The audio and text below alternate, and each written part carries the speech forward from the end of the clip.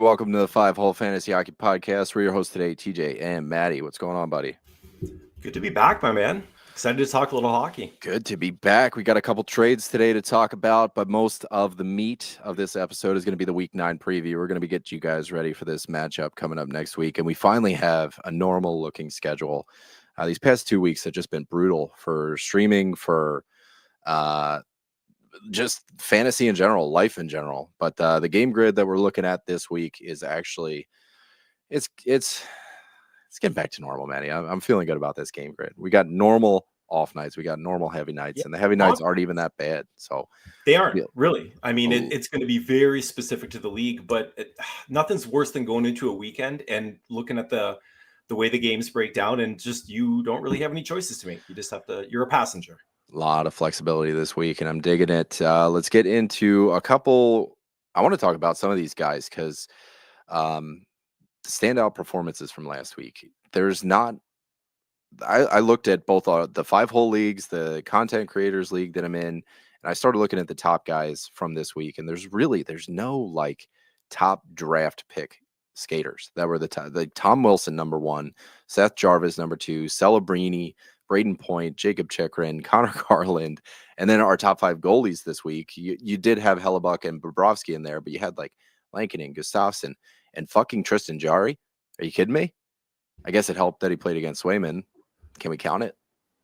I mean, a blind squirrel finds a nut every now and then, but I'm happy for broken clock. Yeah, all that's that right. Stuff. Yeah, I mean, I got to put one in the win column for myself on the streamers. I think I. Oh yeah, take a lap on that one. That was ridiculous. Connor Garland, man, he was the 5th ranked player in the Content Creators League, 7th in 5-hole leagues. He smashed it this week for me. So I remember, I added him early in the week, and Besser came back, and I was like, should I drop him? Like, his deployment's going to go down. It's just, it hasn't. Last season, he was playing 14.5 minutes. This season, he's playing 19.5 minutes. So things look good for Connor Garland. Vancouver doesn't have a bad schedule coming up this next week, so I think I might hold, to be honest with you. Yeah, they're right here. They got 3 games, 2 off nights. I'll hang with it. But stay in the Flames. Who are some of your guys? You got some top performers here too, man. Yeah, I mean, we've been talking a lot about Columbus players over the last few weeks, and that is certainly not going to stop tonight. But Kirill Marchenko, the other Kirill, I guess, in this case.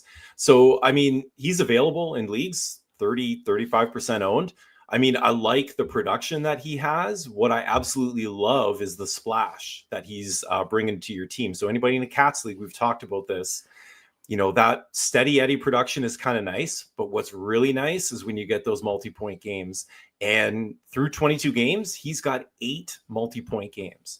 So he's scored on, he's added production in a lot more of those 8 games, but he's got 8 of those 22 where he's adding at least 2 points.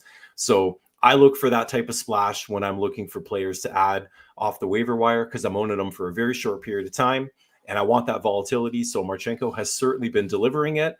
The other thing, it's funny you mentioned it. We were talking about players that are really hot right now and maybe weren't so highly drafted. And I took a look at the 10 defensemen right now that are currently on hot streaks, greater than a point per game. And not one of them is Cale Makar. So, I mean, there's a lot of options here. A bunch of these guys are owned. Yeah, tough drop. Yeah, a bunch of these guys are owned. But, like, listen, 1.25 per game. So, like 4 through 3 or 4 through kind of scenario. Carlson, do my math for me in the background there, TJ. 5 through 4. Erik Karlsson, Jake Wallman. Yeah, Jake Wallman, Shane Gostisbehere, all delivering on the back end. 4 points through 3 games. Aaron Ekblad, we talked about him on this very show last week, saying he was getting that PP1 promotion. We don't know for how long. He's got 2 power play points and 4 points over 3. 1.5 points per game. Roman Josi, no surprise there. It's why you drafted him to do that. I guess it's good he's actually started doing that. But Heiskanen actually got off the mat and had a pretty good week. 6 points over 4 games. Unfortunately, nothing on the power play. But that's where our boy Jacob Chikrin comes in. The same 6 points, 2 goals, 4 assists in his last 4. But he's got 3 power play points. Oh, yeah. Game winner in there. I mean, everything to do with Washington right now is kind of just rolling and fun, right? And I wanted to bring that up. You were talking about Josi, and it reminded me that Philip Tomasino looking pretty hot in his debut with the Pittsburgh Penguins over there, guys. I mean, So if you're a general manager in the NHL right now and you see like on the caller ID Barry Trotz, like, are you not just running and tripping over the cord, to date myself, to get to the phone? Like, for real. That's 2 trades in a week, right? With 2 trades in a week. Yeah. We got we're gonna save the injuries because we do have a couple trades to talk about, and we'll lead off with that Nashville piece. I think there's some implications here with Justus Annunen going to Nashville and Wedgwood to Colorado. Now, there's been some buzz. Obviously, Colorado's had some goaltending issues. So as soon as another goalie comes into the mix, I mean, we were talking about it with Kaapo Kähkönen, right? Like, is this guy going to be the next starter? And it's not out of town. As much a testament to how well whoever it is coming in. It's just how bad the goaltending is. I mean, last week they pulled both Annunen and then Georgiev and put Annunen back. It was the same game. Both goalies got pulled. Things are not going well in Colorado net right now. So Wedgwood coming in, his stats relative to Colorado, they're looking either in the same weight class or good. It's hard not to upgrade depending on whoever you get. But I don't know. Like, what's your outlook on Wedgwood in terms of, what? Let's talk shoot for the stars kind of ceiling and more realistic. Why don't you go the optimistic route first? Yeah, I mean, I look at the player he came in to replace. So for all intents and purposes, they're still paying Georgiev the most money. And so to me, he's going to get the most starts moving forward until we start to see something from somebody behind him. And I got to say, Annunen's out of town now because he couldn't be that guy. And Kakko is out of town because he couldn't be that guy. So the interesting thing here is it's the wrong wood. We were talking all year is going to be Blackwood. That was on the move. And they just pull a rabbit out of the hat and grab a different wood. But I mean, for the purposes of fantasy, I mean, I don't know if I'm dropping everything to run out and grab Wedgwood. I still think he would be in a 1B position at best. I'm interested to see what they do on top of this, especially if this doesn't work, because they're going to be active. Their holes are so glaringly obvious and have been so for quite some time, although they're not the only team in the league that has that. But when you look at what they have up front and what they battle through, like, I think we're seeing this happen on the back end, and Wedgwood to me is a bit of a stopgap, but I wouldn't be in a position to really run up and grab him unless you're in a very deep league. What do you think? Yeah, this is a guy who Nashville is just as big as a tire fire as Colorado, just without the offense. Defensively, they're just as bad. Scott Wedgwood has put together a .878 save percentage, which does kind of dwarf Alexander Georgiev's .872. But when you take into account the fact that Wedgwood's been playing legit backup workload, like he's been playing the B teams on a back-to-back, because UC Saros is a true volume starter.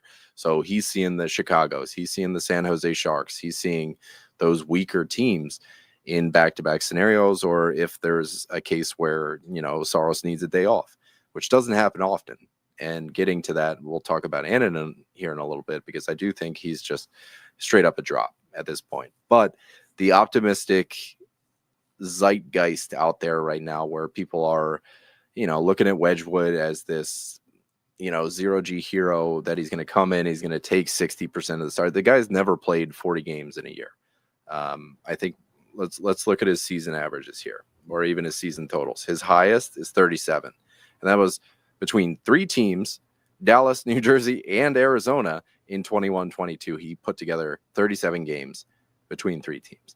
His highest recently, 32 with Dallas. He put together an okay season, 899. This is a guy who is a backup, who has been a backup, who's going to be a backup, who's good at being a backup. And that is, to be honest with you, what I think Colorado needs. So they just need Georgiev to have the confidence to know he's the number one. Because there was a bit of a battle between him and Annunen that might have been getting in both their heads, which is a bad thing, because then both these guys are kind of shooting themselves in the foot. Well, Georgiev's playing for a contract too, right? I mean, the Avs aren't married to him. Yeah, the Avs aren't married to him through this year. So as far as I know. To me, Wedgwood is the stopgap between what they're going to do after him. Nabokov, yeah. Because, well, I just mean like with Wedgwood, with any backup like that, I always hear they might be able to give you 15 games of like solid performance, 10 to 15. It's when you start to stretch that out and turn them into something that they're not is when the problems start to happen. So if they can like really get 7, 8, 10 games of performance out of Wedgwood as a bit of a stopgap, that I think would be very useful because Annunen was not giving them that. So we'll kind of see what happens there.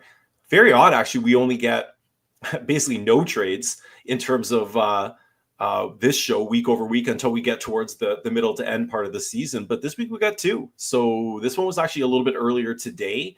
Minnesota acquired defenseman David Jiricek from the Columbus Blue Jackets, along with a 2025 fifth-round pick in exchange for Damon Hunt, who all I could find on that player was that he's a kind of a career AHLer, a bit of defensive depth, a top 5 protected 2025 first, 2026, their 3rd and 4th, and their 2nd in 2027. So Jiricek, I mean, partridge in a pear tree. For real. I mean, we're going out pretty far here on it's almost looking like a Canadian Hockey League draft order there where they're sending new picks out to 2031. I mean, Jiricek's got a lot of draft capital. He was 6th overall a couple of years ago, but clearly needs a change of scenery. Like we were talking about him last year, where he was kind of pushing up a bit on that roster, got a bit of a sniff, and then right back down again. I wonder, like, for Columbus Brass to give up this easily on Jiricek, it just seems strange. Like there's got to be more to the picture that we're not getting on the surface. So I wonder if there isn't something else that's going on there. If they're, maybe it just wasn't a good fit. Jiricek wasn't digging it. Maybe something, didn't jive with the players. I don't know what it is. But it's hard to believe that they just gave up on the guy. But Minnesota, man, what a defensive core they're putting together right now. They've got Boyum, they've got Faber right now, Lambos in the tank. Like they've got a defensive core locked up for the future, and it's looking pretty good. I mean, if all they did was trade their first, like, I'm looking at this 3rd, 4th, 2nd, whatever, right? Like that's whatever. The first they turned into a first that's already playing in the NHL. So I dig that. This is a team that's cap strapped for the next year, 2 years with the Suter and I think end of Parise. This year. Is it? They're getting out of it. So. Yeah. They definitely need to save some money. I mean, they're going to be paying some guys pretty soon, I think. And I think it's a good project. Jiricek, to me, he's not an offensive defenseman. I don't think so. I don't think like Spurgeon took power play 1 today from Faber. So they're flip-flopping things. They've been rotating there, yeah. Well, nobody, like you said, I think defensively they're a very strong team. Their goaltending stats certainly bear that out with what Gustafsson and Flower are doing.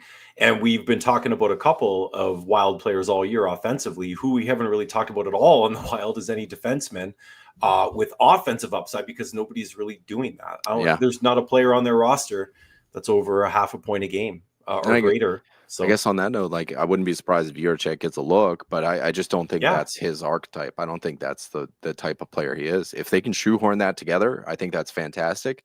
But the conversations I've had with the Dynasty series and just watching his play, it's I haven't seen that like distinct offensive flair that we're seeing from guys like Brandt Clark and the other offensive defensemen that we see out there. So yeah, a couple of trades. I mean, even 2 weeks ago, we see Tomasino go for cheap as hell, and he's looking okay on Pittsburgh. So Nashville open for business. I mean, Turkey Day here in the USA, they say that like T-Day is kind of the barometer for whether or not you're going to make the playoffs. I think it's if you're not in a playoff position by Thanksgiving, that there's only a 25% chance that you make it, or 25% of teams historically have made it.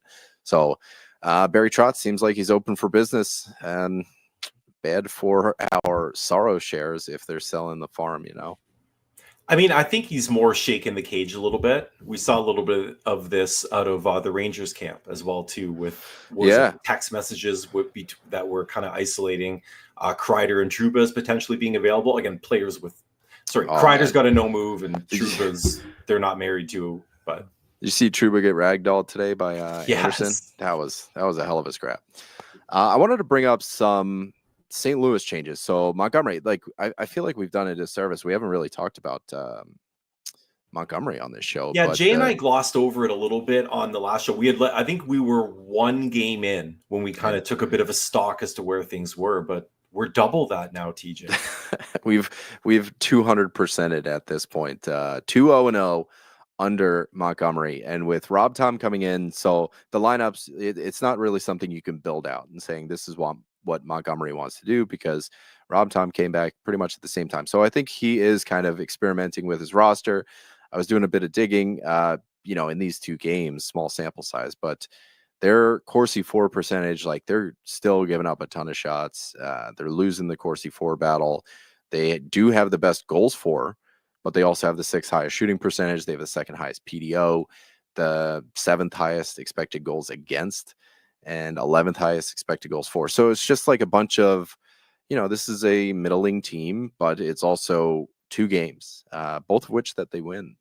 So something's working there. I think there is a little extra gas in the tank. Rob Tom is getting over 20 minutes, which is huge. Buchnevich, I know he's out right now, is getting 18, 29. Broberg's back. He's getting big minutes. I think there was a quote today with Montgomery. It's like, if you got a horse, you're going to ride him.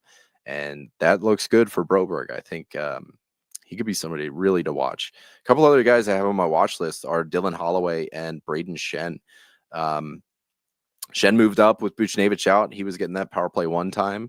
And where is it on Holloway? He is getting great 5-on-5 time on ice. That's something I noticed here. He's 9 seconds less than Rob Tom through 2 games. So small sample size, but something to watch, because this could be, I talked a lot about, like, there's no value from the power play in St. Louis just because they haven't been a huge powerhouse. And things haven't changed in 2 games under Montgomery. They're still doing a 60-40 split between power play 1 and power play 2. But if lesser owned guys are going to start to get a bigger market share of the offensive minutes, I think there's value to be had there. Guys like Holloway, Shen, who's kind of gone undervalued over the last few years since his limelight, right? So I think there could be value here. And 2 games is not enough to get a rolling average even going. So something I'm following. I want to get you guys' pulse on that one. Yeah, it seems like we're getting a bit of bump in the ice time and usage from the players we expected that from, right? When they first came in and we were 1 game in, it was a little perplexing that the ice time was so even, and it might have just been how the game played out. But through the second game, you're getting, it seems common sensey if you're a brand new coach coming in, look at the payroll, look at who's supposed to be where, ride those stars for the first little bit, whoever you have. And like I joked around before, if nothing else, it's going to make a hell of a lot easier press conference when you're standing up and just saying, well, like, I'm going to ride the guys that we have here and see who wants it. Some of the stats that you shared, it seems like it paints the picture of a very highly motivated kind of average hockey team, right? Shooting a little bit better than they should be. They're probably taking a few more chances, which means they're giving up a few more chances. So hopefully that normalizes out a little bit.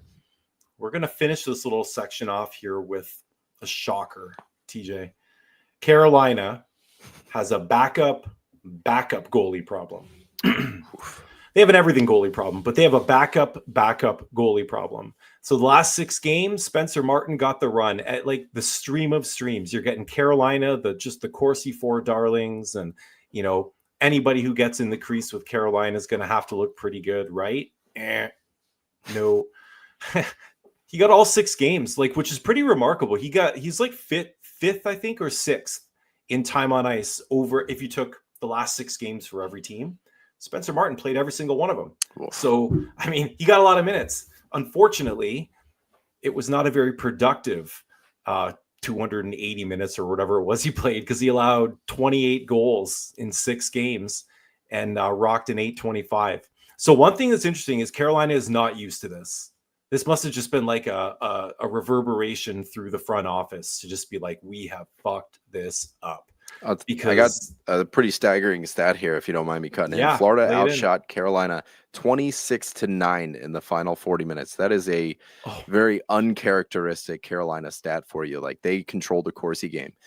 Carolina had 2 shots in the third period. 2. Yeah, that's what and the they do Panthers to had teams. 4 goals. So Spencer Martin did get pulled tonight. Yaniv Peretz went in for the final 8 or so minutes. Really unlike them, but good news is on the way. Kochkov should be back. And they don't Soon. play till, I don't think they play till Tuesday. So they got, I think, 3, almost 4 days off here in between. So good Lord, I hope they get him back. But yeah, again, we talk about goalie nerd stats a lot. Over that 6-period stretch, he was minus 8.81 goals saved above average, which was dead fucking last in the DFL, entire baby. NHL DFL. So Carolina got a taste of what it's like to be on the goalie roundtable there. So, I mean, hopefully that normalizes. One of those guys got to come back and at least give them something there in terms of stability. They're too good of a team to have. This is the same thing with Colorado. It's like you have the same problem every single year, and you devote 90% of your organizational resources and 95% of what the hell your coach has to talk to every day to the media to 2 people on your team. It's wild. We're gonna get into the injuries here. There's not much to really go over or dig into, but just to give you an idea of where we're at. Stankoven's not going to be available against Winnipeg on Sunday. That'll be tomorrow when this episode drops. Patrick Kane also not going to play. Jordan Eberle went to long-term injured reserve, and Kochkov isn't expected to play today or yesterday, Friday. So old news here. But might return for Saturday's game, which he did not. So we're looking at the next Tuesday. game, which it could be Tuesday. Arvidsson's getting next 3 games, it looks like. And like I said before, Buchnevich is out. Got a little bit on Kucherov here, man. He didn't play. That's such a really weird late thing, right? Yeah, especially when they say undisclosed. Like, I mean, it could just be like a 1-game thing, but when they don't sort of give you any reason for it, oddly enough, Matthews came in, Kucherov came out, but certainly not what you're looking for to finish off your week. That's for sure. Vince Dunn did get activated off IR today, so that's something to watch. And Bobby McMahon, I wanted to talk about him later on the episode, so this is a little pertinent, but he went on to IR, so he's not going to be worth streaming. When we get into Toronto, they do have one of the better schedules coming up. But other than that, man, I want to see what Seattle's going to do because Montour's been looking okay. And I wonder how they're going to split up that power play looking at that. And as Circler's talking about in the chat, Matthew Knies is back. So he is somebody we're going to be talking about for Toronto, as they do have, the second best streaming schedule when it comes into it. So Maddie, why don't you kick us off with your tip of the week? I can do that, TJ. And I was saying just before we got started, I had this great little graphic all queued up. I dug into some of the nerd stats and you want advanced me to get analytics. It? I'll share it on the screen. No, I'm punting it. No, I'm going to punt it. It was. I like it. I was going to use it as an example to say, you really have to know what you're looking for when you're kind of digging in. You can get a lot of paralysis by analysis when it comes up. What I was trying to isolate or show in that scenario was go in with a plan. What are you looking for in data? Otherwise, you're just flipping filters and looking around, right? So in the scenario I was putting up there, I was trying to isolate players at 5v5 over the past, I think it was 2 weeks or so, maybe 5 or 6 games. For each individual player, and who had the high. I was sorting them by expected goals per 60, and then I was isolating the players that had shots on goal per 60 greater than 9 and had a shooting percentage of 0. So again, know what you're looking for. If you're trying to stream people because you're looking for offensive upside, shots on goals, or whatever the thing is that you're trying to isolate, there's a lot of data on those pages, and it's very easy to get lost and confused as to what's on there. So, in my case, I was going in for a very specific purpose to say I'm looking for this type of player in this particular type of circumstance. So not exactly what I was going to talk about, but always, again, because, fantasy is starting to become more entwined with this, and it's starting to become more and more part of our vernacular when we talk on shows just like this, right?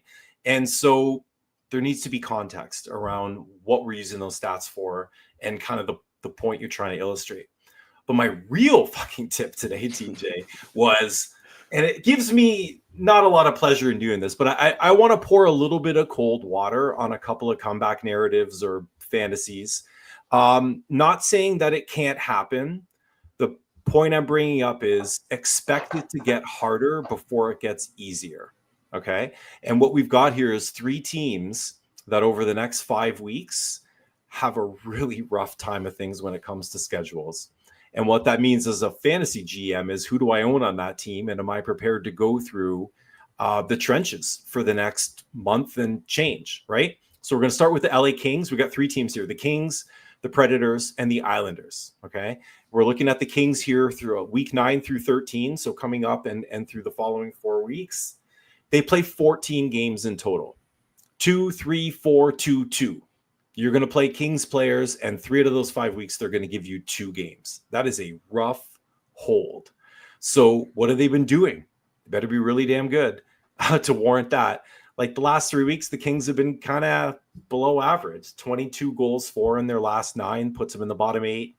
They got 3 goals on 19 attempts on the power play, puts them in the bottom 8. Their shooting percentage under 10% as a team, puts them in the bottom 10. And like, we can see that with what production is happening, right? Kevin Fiala's got 1 goal and 1 assist in his last 11 games. That's like going on a month. Ugh.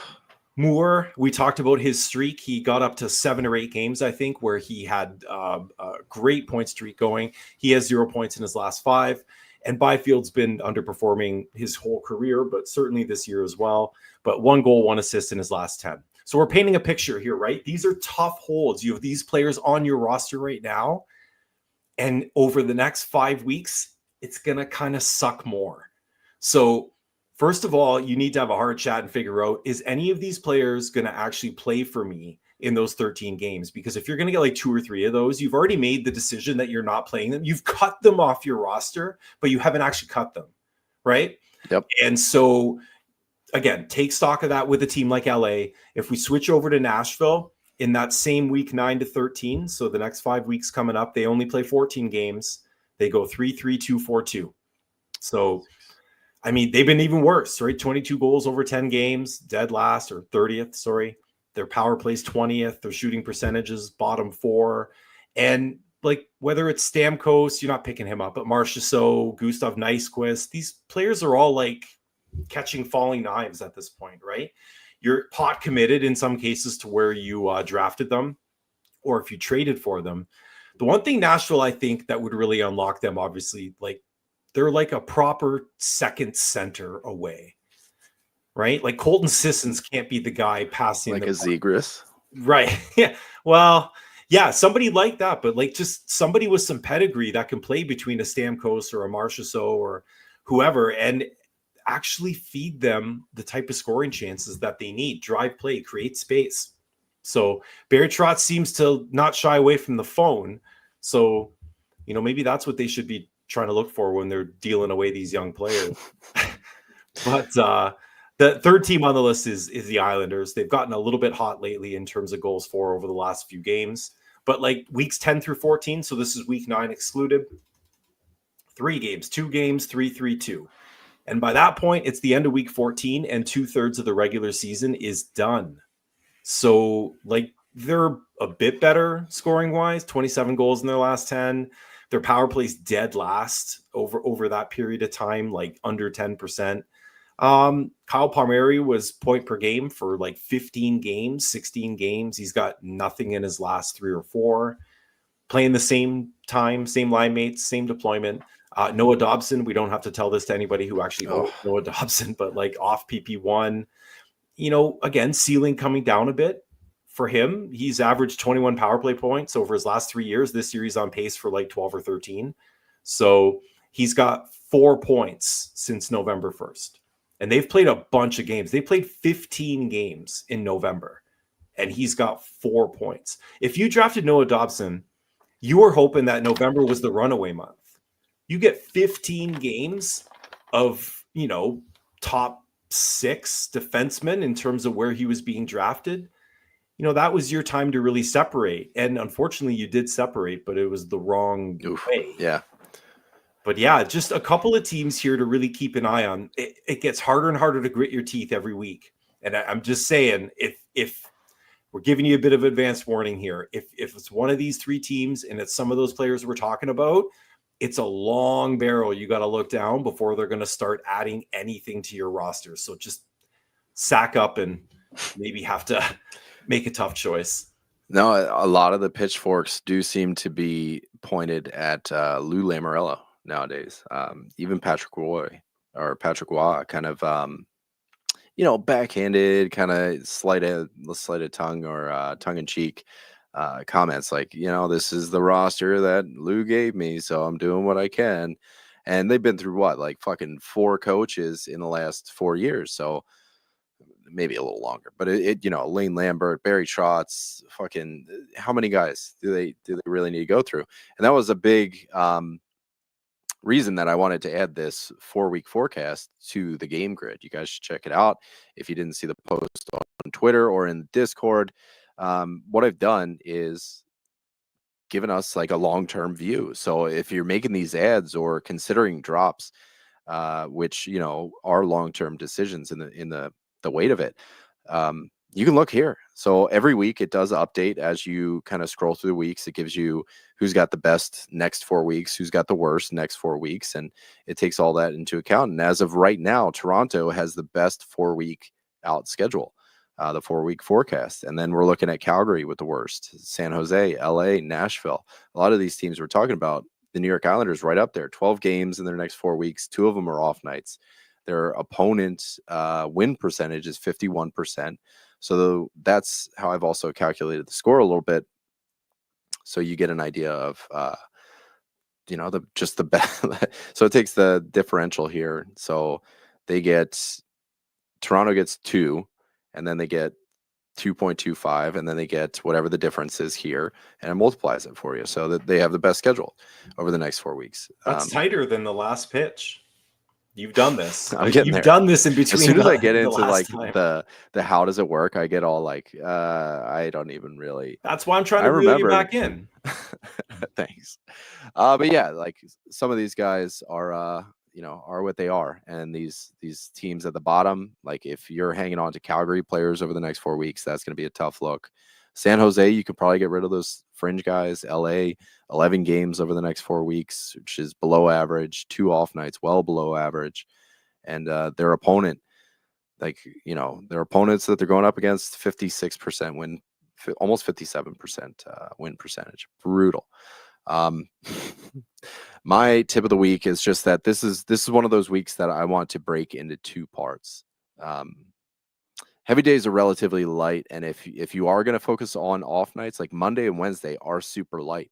Friday, Sunday, semi-heavy, and like Thursday, Saturday, 9. Like if your heaviest game night is 11 games, there's still an off chance you can fit some people in there, especially defensemen. So what I'm thinking is go through, set your lineups before you make any week-long commitments. Like Thursday through Sunday, the teams that we're looking at here, as soon as we start to curate the game grid, the top teams, they change. Winnipeg, Columbus, New York Rangers, Ottawa. And when Columbus is up this high, that's saying something. Like they've got the off nights for it, though. The win-loss ratio of the model here it favors Winnipeg all the time because they're a powerhouse. The Columbus to be up here, that's saying something. So they've got 2 off nights at the end of the week, Thursday through Sunday. So I wouldn't mind like looking at Columbus, looking at some of these other teams that show up with 2 off nights, like New York. I mean, that middle of the week, Tuesday, Wednesday, Thursday, where they don't play at all is going to be tough. But that's all I really got for you guys. Just kind of break it up into 2 parts because it is going to be hard to kind of just run with one guy, especially when the team that we're talking about as the best team in terms of scheduling is Dallas. Like, we've talked a fair bit about Dallas, where even the stars are hit or miss. Like the best players right now are like Mason Marchment, Tyler Seguin, and Jamie Benn.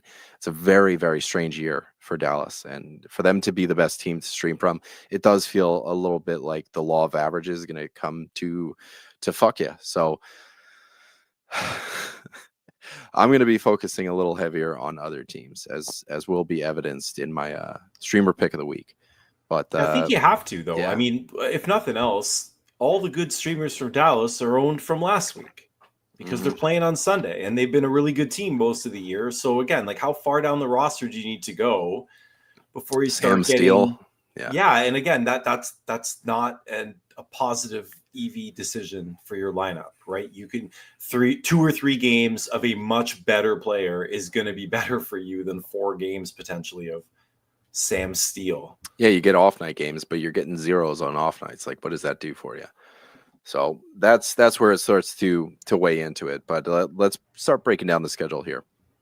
Games played leaders, lots of teams with 4 games. Colorado, Columbus, Dallas, New York Islanders, Seattle, Toronto, and Winnipeg. Those are your teams playing 4 games. The off night leaders, so 4 games, 4 off nights. That's going to be your Dallas. 4 games, 3 off nights. That's Toronto. 3 games, 3 off nights. New York Rangers and New Jersey Devils. And 4 games, 2 off nights. Columbus, Seattle. 3 games, 2 offs is Vegas, Vancouver, Utah, and Chicago. So New Jersey does rear its ugly head once again into our streaming shits. But Stefan Noesen keeps his stuff up, so maybe he'll mean something this time around. Least games, the teams that we're looking at either cutting the fringe guys or just moving on from Los Angeles and Tampa. They're playing 2 games, 1 off night. 2 games, 2 off nights. Anaheim's calling card, playing only a couple games, but both of them are on off nights. So I don't know, who would you keep from Anaheim? Like Vetrano, anyone else? Mintyukov maybe. Zellweger for sure. I think I'd be holding on to him. Yeah, PP1 for sure. It's tough because 2 games in a week where none of the days to me are really heavy, right? Like, again, it depends on the format and how deep your benches are. But I mean, 11 being the highest, you're probably going to get most of these quote unquote heavy nights as nights you're going to be able to stream and maybe get one of those games that right now is toggled to be off. So this really does have to get, it's why we direct people to the site to go to the tool. Like we can tell you about this stuff. Absolutely. And we love doing this, but you got to take a look. You got to roll your sleeves up. You got to set your own lineup for the whole week upcoming, find out where you actually have spots, and then go to a tool like this. I mean, TJ, yeah, if you need somebody for the forecast, like what is somebody for Thursday, Saturday, Sunday? There you go. Yeah. You find out which team's playing.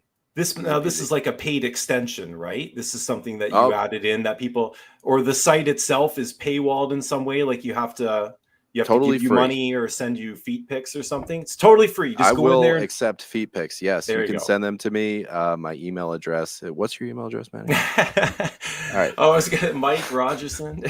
Yeah. So another neat thing, just to shamelessly plug here, this 7-day, 10-day toggle. If you're looking for somebody to carry over into next week, you can see a 10-day forecast as well. So you want to see who's playing that Sunday, Monday back to back. You got the New York Rangers coming up. There's a couple things worth checking out here, and do it. I don't even have ads, so like if you're checking out the site, it's not like I'm making money or anything. There's no ads, there's no nothing, there's no daily face-off random pop-up ads that are going to scream in your ear or kind of give it away that you're watching it on the toilet or something. Like there's nothing. So how does it work then, TJ? I put a lot of stupid time into it.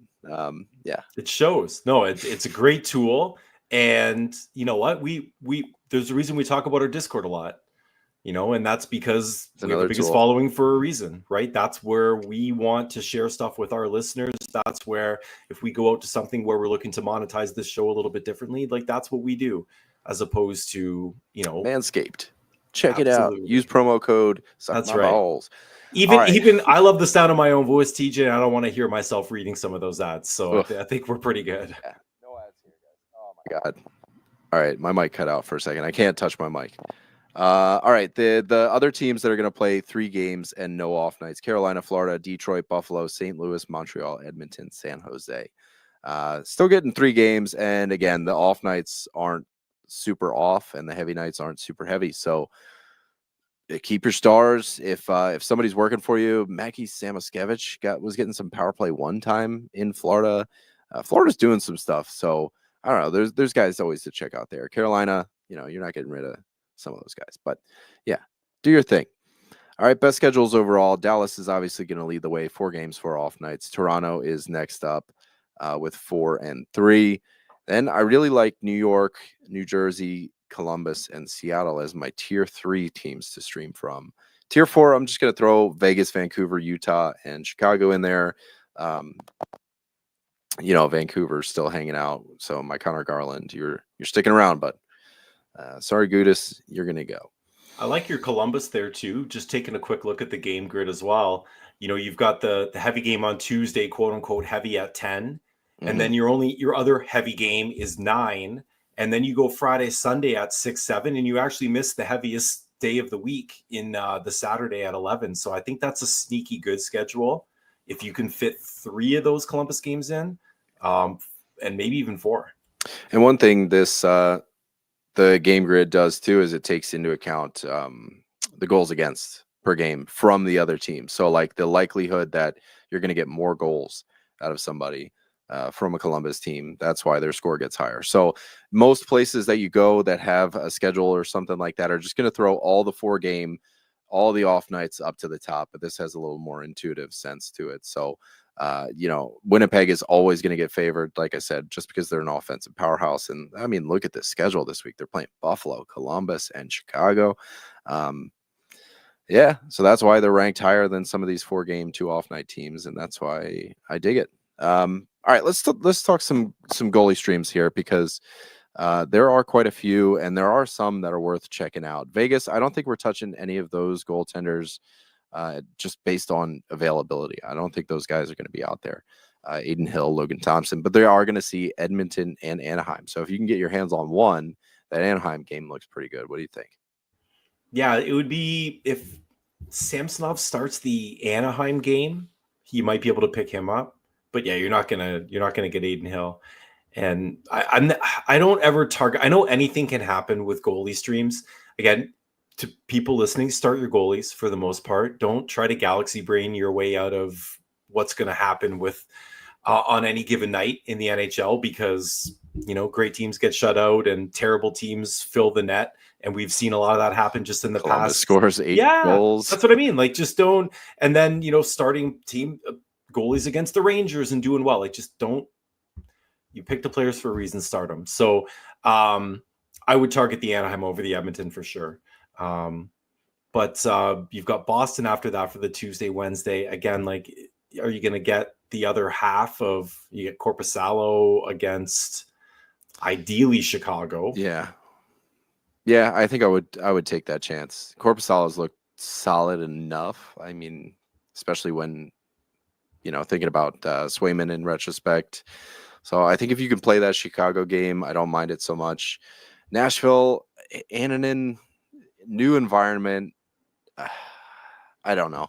Like, even against Montreal, I feel like, that could be the game where Laine comes back, and it just, I think vibes are high, and I'm not taking a new Annunen in what could be a worse defensive environment and a worse offensive support system. So I think I'm passing on Annunen. Like I said, when we were talking about the trade, I think Annunen's a drop at this point. You're getting far less volume from an offense that hasn't gotten started yet. So not only am I not going to stream him even against Montreal, but I think he's straight up droppable at this point.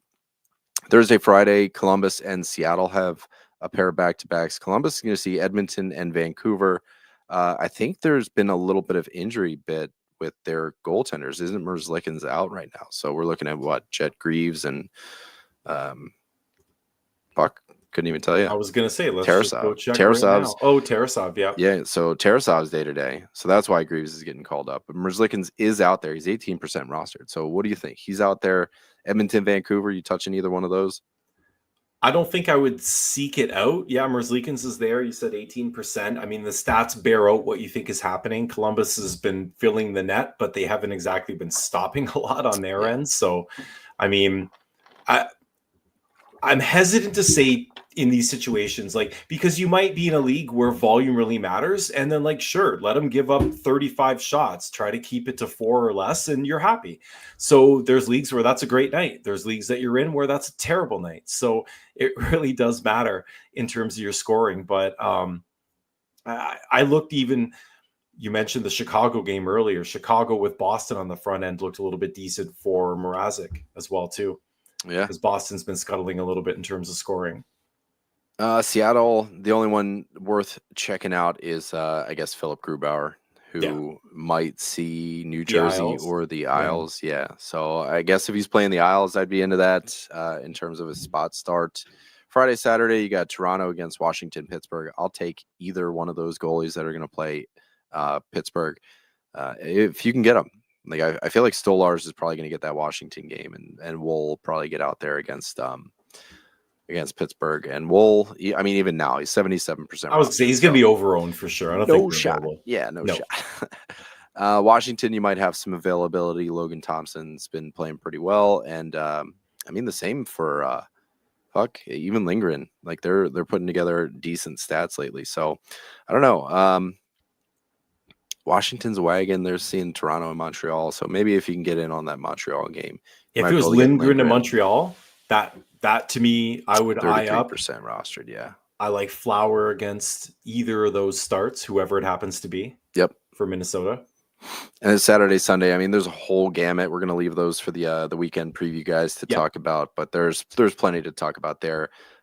Bringing this 4-week forecast into the fold, it's going to bring a little more nuance to our drop candidates because guys that are just straight up not going to play a lot for the next 4 weeks. And like Maddie was saying earlier, like 4 weeks pretty much brings you to 2/3 of the season being done.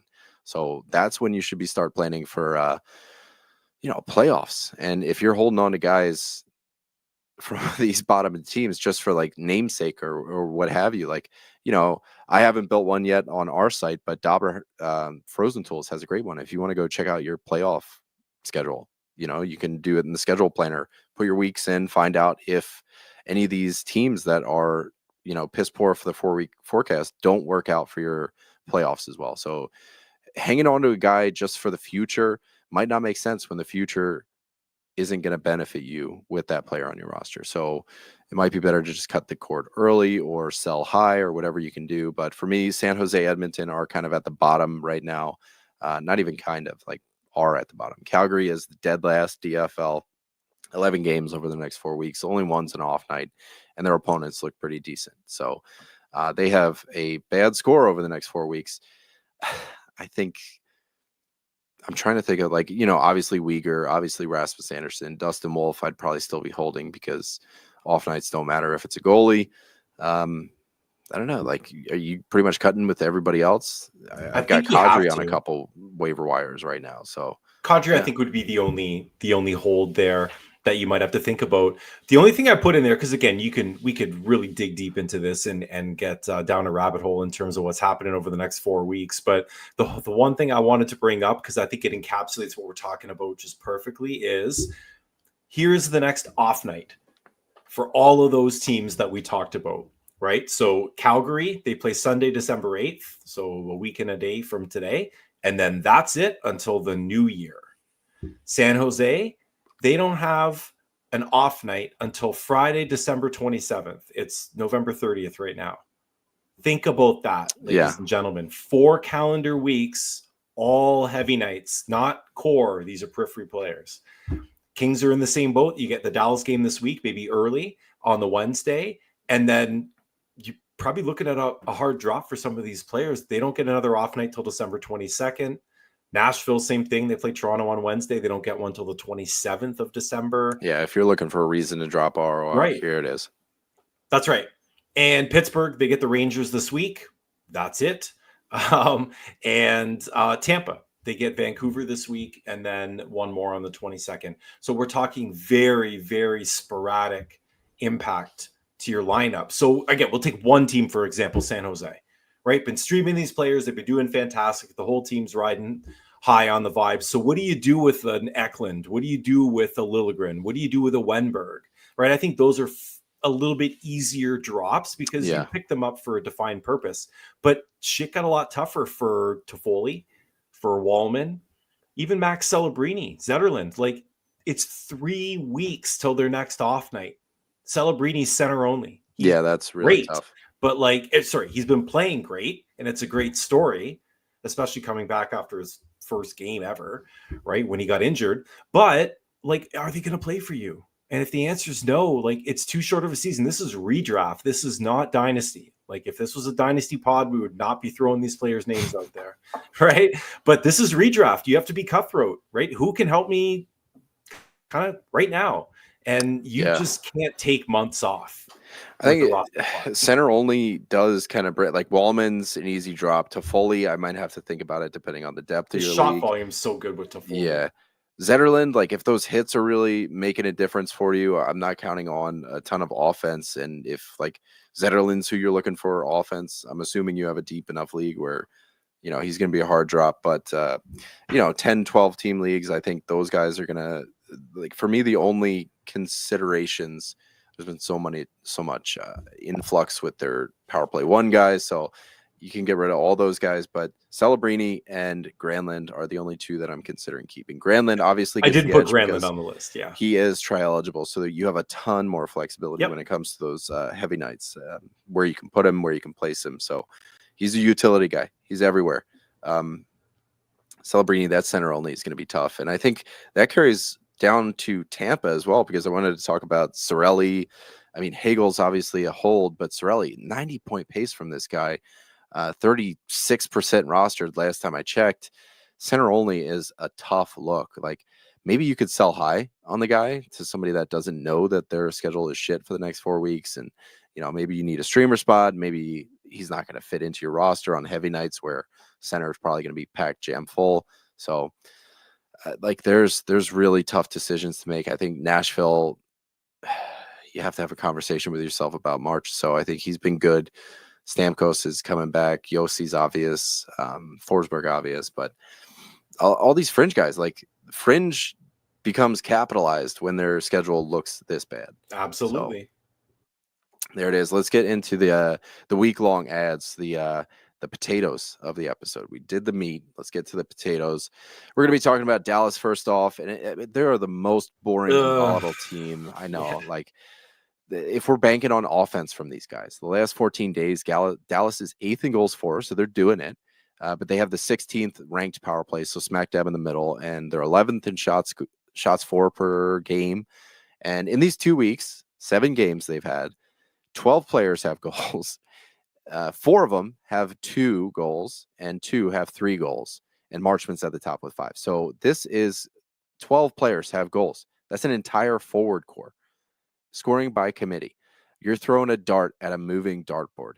And especially when we start talking about these guys that are options, Jamie Benn, Tyler Seguin, Logan Stankoven, they're all 50-ish, 40 to 50% rostered.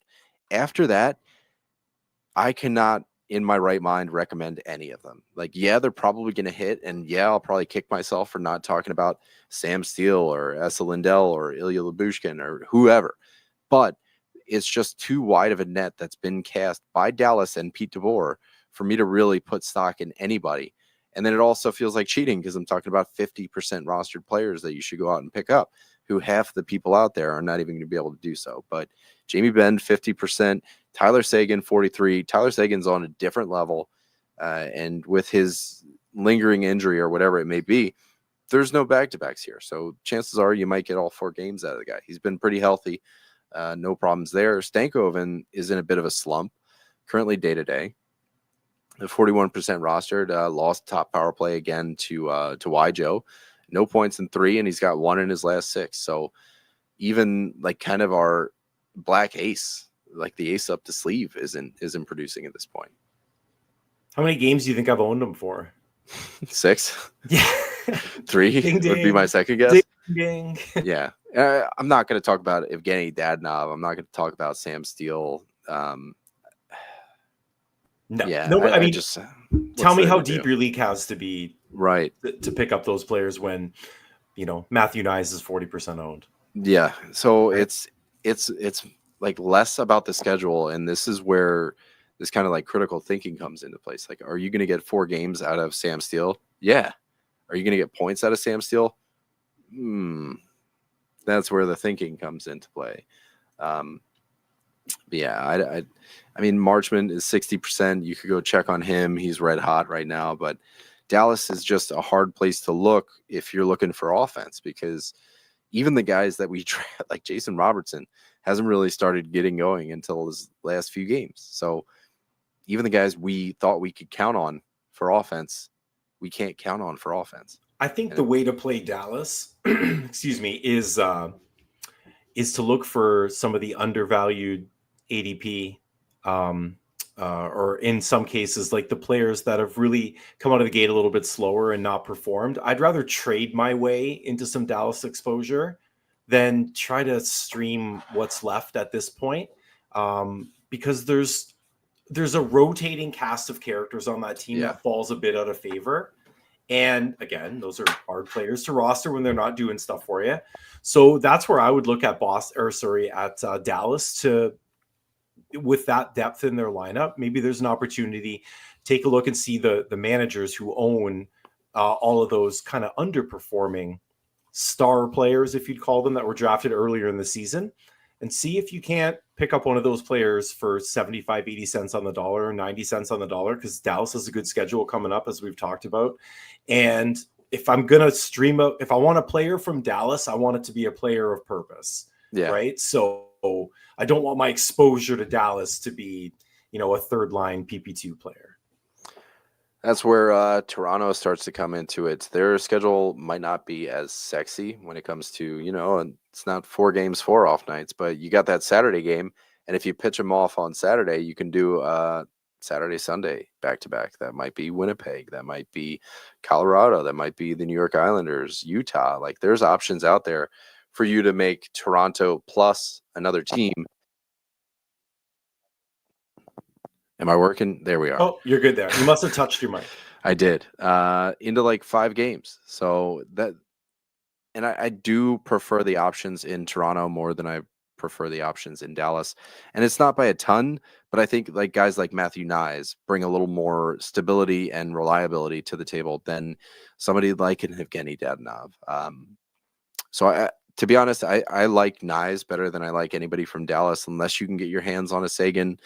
And after that, it gets really, really thin. I'm not a big fan of OEL. Like, if he's not on the top power play, there's nothing much to go for there. Bobby McMahon's out. He would have been my ace in the hole. And Fraser Minton, he might get some time, but, just even strength time. I don't think there's power play to be had there. Yeah, I think it's nice, really. You laid out the scenario perfectly. McMahon would have been in the conversation, absolutely, but he is not right now. So OEL at 24% is pretty crazy, too. I think if he was on any other team doing what he's doing, it would not be 24%. There's some rifts to be had. I think McCabe went out today. Did I see that? He might have gotten hurt today. Steven Lorenz is hidden, so keep an eye out if he's out there. Ryan Reeves, if he comes back, I don't know. What do you get? 5 games? Yeah. But OEL, I mean, he's banging around. If you need some bangs, he's there for you. So there's something. The tier 2 teams to stream, the New York Rangers, and I do think there's a little bit of value to be had here, specifically in Will Cooley, who is on a very under the radar, I think it was 70-point pace last time I checked. 39% rostered, often picked up just for his hits, but he's throwing nonstop points at the net too. And I think he's playing with Trocheck right now, getting top 6 time. He's got 5 points in his last 4 games, 71-point pace on the season, and rostered in 39% of Yahoo leagues. Check him out, because this New York Rangers schedule that we got this week is, again, not the sexiest, especially in that middle of the week, but you got the Friday, Saturday back off nights, and you got a Monday off night too. So I don't mind Will Cooley. Oh, he's been doing it. Absolutely. I got lucky because I faced him in one of my leagues last week, and he went off in the first game, couple goals, bunch of hits, and then kind of quieted down throughout the week. It's been a bit of a tumultuous week too for the Rangers organization, just in general, as we kind of talked about before. But what was nice was Zibanejad got off the schneid a little bit earlier today. He had a goal and an assist on the power play, and that's been a while for him. So Rangers schedule is kind of rounding into form, and they've certainly been not themselves. They allow a ton of shots. Like they allow us a ton of scoring chances, a lot of really high quality chances against, and they're not playing like the team, that went as deep as they did last year. So There's That being something said, really we're weird we're going on. 23 games into the season, so there's a lot of time. Riley Smith was a healthy scratch, so if you're looking at him, I think you should probably look elsewhere. For Bangs, there's Miller, there's Trouba. Miller is 10% rostered, Trouba is 45. New Jersey Devils, I feel like Nason is kind of the only guy to talk about. He's 52% rostered. I mean, Mercer's kind of fallen off a cliff. Luke Hughes with no power play time isn't a ton. I can't do Luke Hughes, man. Listen, I was watching that game earlier today when they were playing. Like, Luke Hughes looks lost out there a lot of nights. Like, I don't know what he does. He's not on the power play, and like I know that was, that his pedigree is to be a bit of a PP merchant. But like when he's not that, there is not much else happening out there. You can look at the score sheet and you can see that, like the box score, periffs, everything like that. He really doesn't contribute much of anything, but just like awareness on the ice and picking up players. Like, yeah, he's still learning the pro game and the grown up game, I think. And I know that timeline's a lot longer for defensemen. If something ever happened to Dougie again, or if he somehow ascends his way to that power play one, I think he's worth a conversation. I just said 2 minutes ago how criminal that ownership is with OEL at 24%. This might be even worse. Yeah. With Luke Hughes at 38. Like, I don't know what scoring format you're in where anything that Luke Hughes has done this year has helped you. I think it's just holding out hope at this point, like, oh, he will get it eventually, but like pot committed or something. Like, and there's not even any draft capital with that player. There's nothing there. Gotta let go, guys. You will be there. Like, if you want him so badly, we say it all the time. You'll get them where you found them. They'll be right there. There's certain guys that do survive stints on the waiver wire. I think Luke Hughes might be that. Like, I know there's bigger propensity for people to pick up D, especially in these weeks. Like, I picked up David Savard this weekend just because he played the games where I needed a defenseman. So you might lose out, but again, like, what are you losing, right? Let somebody else have that. Let somebody else deal with that.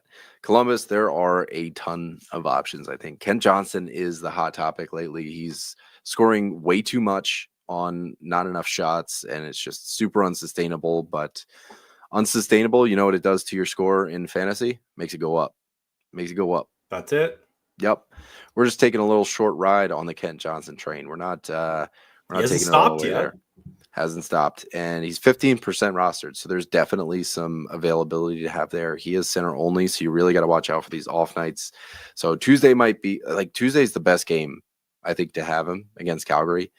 You got Edmonton, there could be some goals there. Vancouver, there could be some goals there, but Winnipeg's going to be a tough look. So I don't know, I don't know how I feel about it. I think he's the best option to be had there, but there's a little more flexibility with guys like Marchenko, with Monahan, even center only. I don't know, Johnson or Monahan, where would you go? I would lean Monahan just because everything that the U goes through him, right? Line one center, power play one center. But Johnson to me is the definition of just stay in the flames with who's hot, because he's literally played 8 games and he's scored in he's got points in every single one of them. So it's hard to sit on the show and say, don't take Kent Johnson. He's still sitting right there, apparently in 85% of leagues that don't need 8-game scoring streaks. So if he's there in one of your leagues, it's hard to argue not to, but like Marchenko's just been doing such great things, and he's been doing it more consistently over a longer period of time than Johnson. And I like, as I mentioned earlier, just because I lean category leagues more in terms of where I play, but I the splash that Marchenko gives me is something. And I do like the right wing. Interestingly enough, everybody on this team seems to have like one eligibility, and there's other teams where like it I don't know how it rolls out that way, but I see you have Dante Fabro down there. I'm assuming that's for Bangs or some. No, he's got a super under the radar hot streak. I wonder if a lot of it has come on the back of not even multi-point games or cashing in on those big games, but he's got 5 points in his last 7. 5% roster. D's going to be an easy position to fill even on heavy nights. So Fabro, whether or not this is something that is sustainable, remains to be seen. is what I'll say. But he's playing consistently over 22 minutes. I think Columbus is definitely utilizing this guy a lot more and might have facilitated this Jiricek trade. Maybe they got Fabro and they're like, all right, you know what? You're almost obsolete at this point. But Yeah, the minutes are 24-25 in some of these games. Yeah. Yeah. I mean, it's pretty big. There's not a ton of power play time. And when I say not a ton, I mean like almost non-existent. But, he's putting things through at even strength. So he's kind of a long shot, Hail Mary, but I just wanted to bring it up. He's doing the thing. So check it out. Seattle, Tanev's doing some stuff. Riker Evans is doing some stuff. Bjorkstrand's doing some stuff. Like the trust factor is not there. Where there's a bit of a rapport with guys like Marchenko and Monahan and I mean to a lesser extent Fabro and Johnson. Seattle just doesn't feel trustworthy in terms of like consistent offense. Like I just don't know if I can buy into it. What they're going to be is they're going to end up being for a stint of the season. They're going to end up being what Columbus is doing right now. They're going to get on some crazy under the radar heater that nobody realizes until they're about a week and a half in because the whole team's available. Nobody owns these players, so nobody's seeing what they're doing. And this happened a couple times last year. They weren't outside of one or two guys. They were not really players you needed to own for the entire season. And it's shaping up to be the exact same thing this year with a couple of exceptions on that team. But there's going to be a couple of stints for a couple weeks at a time where they're going to be fantasy relevant. So if anything, just, take one of those players and throw them in your watch list just as a bit of a barometer for Seattle. They'll be there. They will. They'll be right where you left them. The whole team will be there. One thing I do want to say on Seattle is their opponents are terrifying. You got Carolina, the Islanders. Yeah, sure. As low scoring as the Islanders are, they keep games low scoring as well. The New Jersey Devils and then the New York Rangers. So if the Rangers can find their personality and their identity by Sunday, Seattle's got a really tough week coming ahead of them. So I would look at them for bangs. You got guys like Adam Larson, that you can always look to for pretty trusty bangs. But for offense, a lot of these guys are on the waiver wire for a reason. It's just because they haven't been putting strings of games together long enough to stay on somebody's roster. So I have a hard time buying into it. The tier 3 streams that we want to talk about, the week-long ads that you could be looking at, and we're just going to rank these guys in terms of offense and then in terms of riffs. I feel like riffs you don't even really rank. You just kind of pick a guy and run with it. So let's rank these offensive guys. Vegas, we got Dorofeyev and William Karlsson. How do you land here?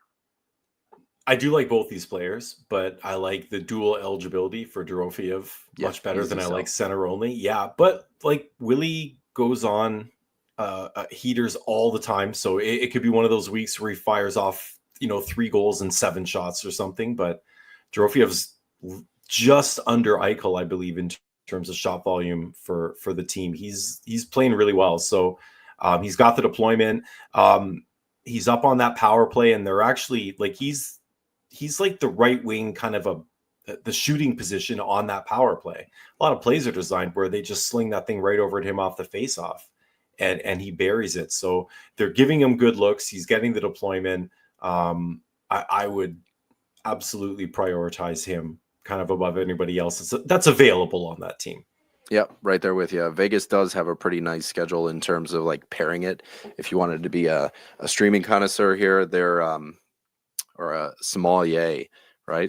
So all their games are smack dab in the middle, Tuesday, Wednesday, Friday. You got Saturday, Sunday where you could switch out. You got Monday where you could switch out, kind of just like piecemeal them into the middle of the week and just get some Dorofeyev into you, and then move like Friday, Sunday even. You could move off that Dallas game. Just get the Edmonton and the Anaheim game from Vegas. I'm into that.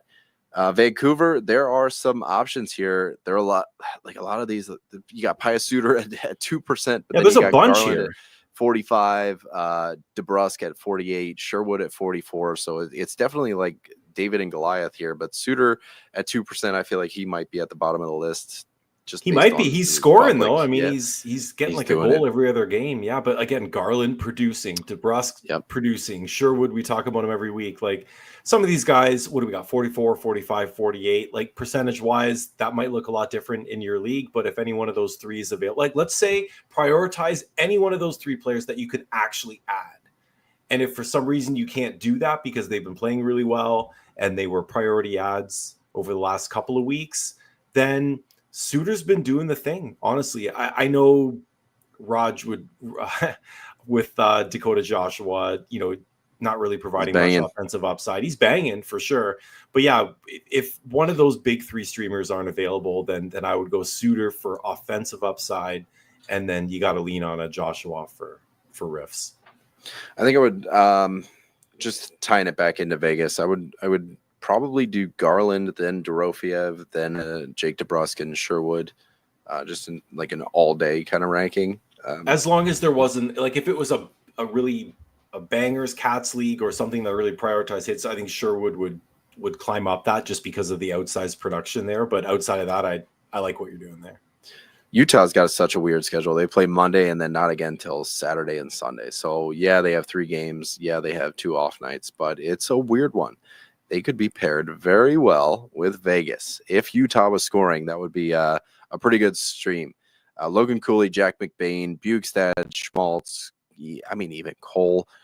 There's a lot of guys doing a little bit, but who would you prioritize here? I like Cooley out of that list. Schmaltz, again, because he gets the deployment. McBain will hit as well, too. And he finds the score sheet every so often. But it's hard to get really excited about a lot of these players. Like, I'm not even excited about their best player. So, I mean, if I'm not excited, like I'm a fan of Clayton Keller. He's a very good hockey player, but like he doesn't do much for me for fantasy. Like he never really splashes. He doesn't, provide the big offensive upside. Like he's a really steady producer, which is great. And he's never usually had a lot of people to play around, but I'm just overall not overly excited. I like the young kid Gunther, and he's firing the puck at a pretty insane rate, especially for being so young. So like there's stuff there to kind of like, but in terms of streaming, like every single player we talked about feels like a crapshoot. Yeah. Yeah. In the previous 2 teams, I would rather own than any of these Utah players. Cooley does have a little bit going for him. So I think I'm with you. He would be the guy. If I did need to look in Utah, that'd be the guy I'm looking at. He's got 7 points in his last 5 games. So my guy is cooking. Chicago, there's a lot of just like incredible unsustainable. I mean, Donato's been unsustainable for a while. I like Donato. Yeah, I didn't realize he had tri-eligibility. He does. He's I owned him in our listener league. Yeah, and I don't believe he does in Fantrax, right? Just dog water. Taylor Hall, man, he put together a game, and all of a sudden his name shows up on our show again. Pass. Left wing 4%. Alex Vlasic running top power play for Seth Jones while he's out at 5% rostered. I think this one's just kind of a Donato layup, but also shades of Hail Mary too. Like with all these other a Dickinson Hail Mary. About. I mean, there's some stuff here. Foligno bangs and he runs into a goal every now and then. So you never know. Connor Murphy's great if you need blocks and some hits. Donato's kind of been doing everything, but especially shooting, and you'll fit him in. So again, for Chicago, what do we got there in terms of schedule? You got Monday, Wednesday. You can get those off nights and then totally move off if you need to.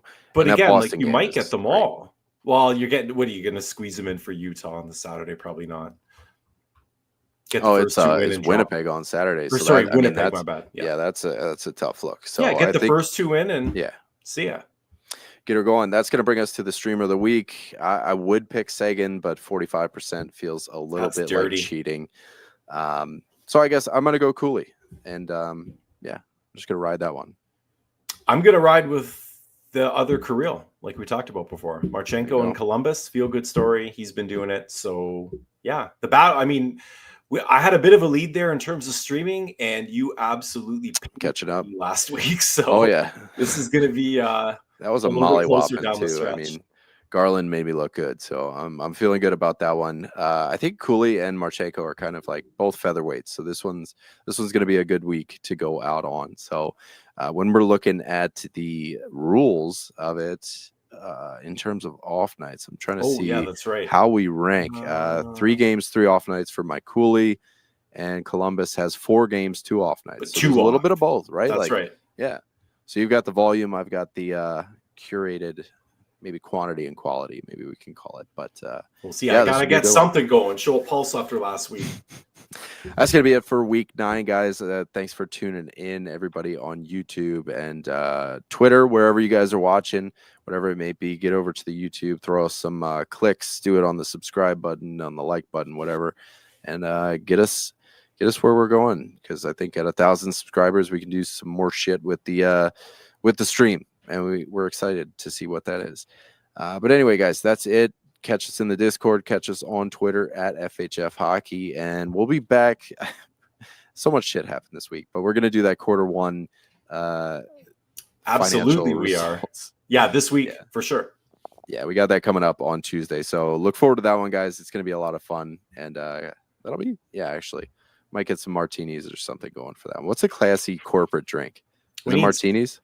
It's got to be dark liquor, so it's gonna have to be like a brandy bourbon or old fashioned, smoked old fashioned. That'll be perfect. All right, gang. Thanks so much for hanging out. I'm gonna cue the outro music, and that'll be a wrap. So, thanks for hanging out, gang. We love you. Appreciate you, TJ. See you guys.